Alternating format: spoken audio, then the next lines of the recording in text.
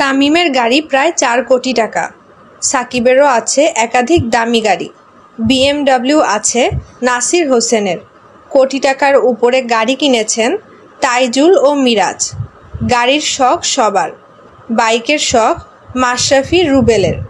তাইজুলেরও আছে দুর্দান্ত বাইক। মুশফিক তামিমের প্রাডো গাড়ি তো সবার চেনা। স্টাইলিশ গাড়ি কিনেছেন তরুণ হাসান মাহমুদ ও আফিফ হোসেন। জাতীয় দলে খেলা প্রায় সবারই আছে গাড়ি, কারো একটা কারো একাধিক, কেউ আবার প্রতি বছর গাড়ি বদলায়। সাকিবের পুরাতন গাড়ি কিনেছিলেন মোসাদ্দেক সৈকত। এভাবে ক্রিকেটারদের মধ্যেও বদল হয় গাড়ি। আবার খুব সাদামাটা গাড়ি চালায় কেউ। মাশরাফি অন্যতম উদাহরণ। একটা সাদা রঙের পুরনো প্রায় বাতিল একটা প্রিমিয় গাড়ি চালান ম্যাশ। হ্যাঁ, চাইলে অবশ্য কোটি টাকার গাড়ি সেও কিনতে পারে। ওই যে সবাইকে দিয়ে সব হয় না, অথবা শো অফ সবার জন্য না। এনিওয়ে, রিয়াদ ও হাসানের গাড়ি সুন্দর।